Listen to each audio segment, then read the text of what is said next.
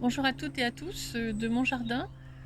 Aujourd'hui, je viens vous parler de cette journée vraiment importante, tolérance zéro contre l'excision, en date du 6 février, qui a été mise en place il y a maintenant 10 ans par l'ONU, pour donc mener des actions dans tous les pays du monde contre cette pratique mutilante qu'est l'excision, nommée aussi FGM,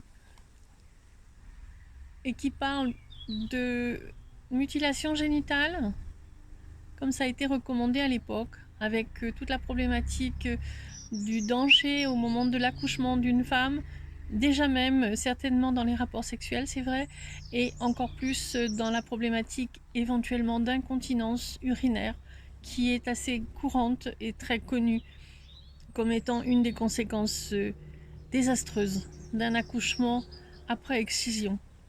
Alors quand on dit accouchement après excision, c'est vrai que si on pense à l'Afrique de l'Ouest par exemple, où l'excision se fait chez les petites filles, nous ne sommes pas au même moment et au même stade. Mais par contre, en pays Maasai, où l'excision des filles se faisait aux environs de 10 à 14 ans, quand les filles n'allaient pas à l'école parce qu'elles ne pouvaient pas, parce que les parents ne pouvaient pas payer, et qu'elles étaient donc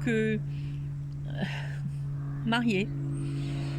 Voilà, comme on peut dire, et automatiquement venait ensuite une problématique de, de, de filles qui donc étaient enceintes par le fait même de la nature humaine, et au moment de l'accouchement, avec un bassin qui n'était pas fait pour un accouchement et une excision qui avait rompu toute élasticité au niveau donc de la partie vaginale pour l'accouchement, c'était une catastrophe. Donc c'est de cette catastrophe-là que moi j'insiste pour parler, pour que cela change, pour que ces filles ne soient plus mutilées. Donc Mandela Kepio au niveau d'Olomayana et Elias Mpelele, Sisian Dorcas au niveau de l'Oitokitok Antoinette, pour les deux écoles avec qui nous sommes en partenariat, deux communautés qui œuvrent pour que cela change progressivement. On a de bonnes nouvelles depuis 2012 où nous avons commencé, 10 ans plus tard, surtout sur ce sujet-là, bien sûr, Terre de couleur existant depuis 2003.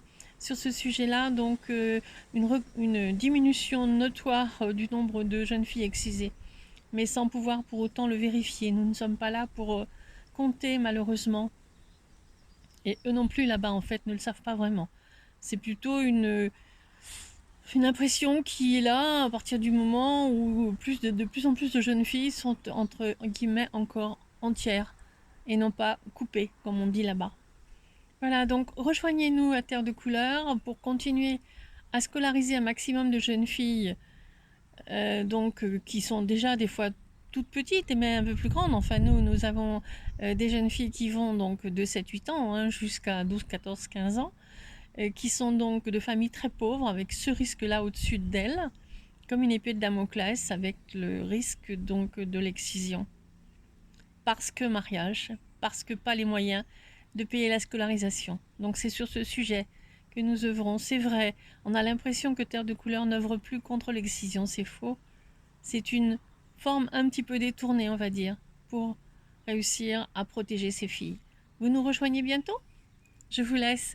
Terre de Couleur, vous trouverez bien sûr nos coordonnées partout. Au revoir.